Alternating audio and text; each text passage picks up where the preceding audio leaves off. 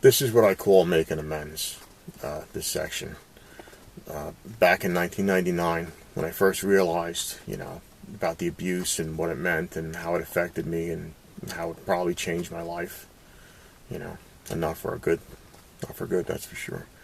But I became highly sensitive to, you know, for my involvement with my younger brother and the kid who I acted out with for years, And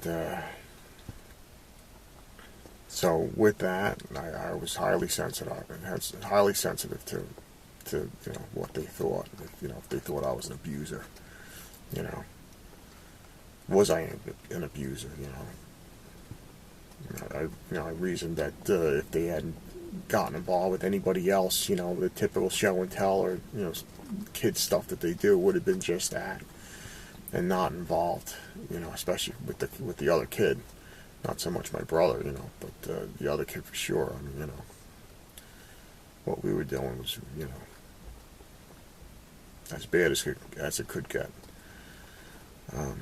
Anyway, my brother and I weren't close, and for a lot of reasons, just for the chaos growing up and, all the lost connections.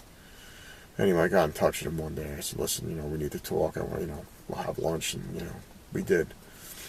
I told him about the abuse, and, I apologized for, involving him in what we did, and all my brokenness, and, he said that he was, a willing participant, that, he didn't see it as, child abuse or sexual abuse or whatever, that it was just stuff that, kids do. It was nice to hear, but, again, if he had been involved with anybody else, it wouldn't have went anywhere near, whatever. But the other kid, that friend, I put everything in a letter, my apology to him, and told him about the abuse, what it did, how it screwed everything up in my head as a kid, and my apology for involving him in all that. And I knew where he worked, so I, met him one morning and I handed it to him. I said, listen, please read this. Don't let anybody else see it. And, if you want to talk, we'll talk. And I left. I knew he'd read it, and, but I know it would be a lot to take in, for sure. Somebody out of blue just handing me something like that, and it had been a few years for sure. And like a couple of weeks later, I was driving past his house, and I saw him outside working, so I stopped, and we had a good talk, and he said that, he too was a willing participant, and that, it wasn't abusive. I mean, it was, totally wrong in hindsight what we were doing and what we did, that shouldn't have happened, but it did, and, it was just something we'll have to live with and, try to learn from it. So, I mean, I'm glad that I got to that point where, all that guilt wasn't, weighing on me, and the shame for involving them.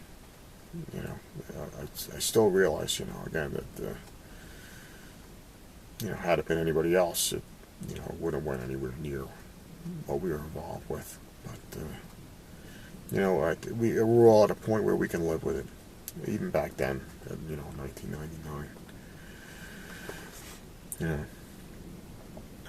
Then I didn't hear from him for years. I wrote him a couple of times to see how he was and didn't hear anything. And then a couple of years ago, I wrote him again, and he actually contacted me back. And since then we've had real good talks and conversations. As it turns out, he was living a living hell of a childhood with his family, his parents, what he was being put through. No wonder why he latched onto me, kind of like I latched onto my uncle. you know, any kind of attention, even the wrong stuff. You know, these kids that are, you know, needy and not getting their love and attention and all that where they should be at home from their parents, their mothers and fathers. They, unfortunately, you know, they'll latch on to any kind of attention. You know. So, you know, thank God we're both doing okay now. But that was me making amends for all the past. Take care.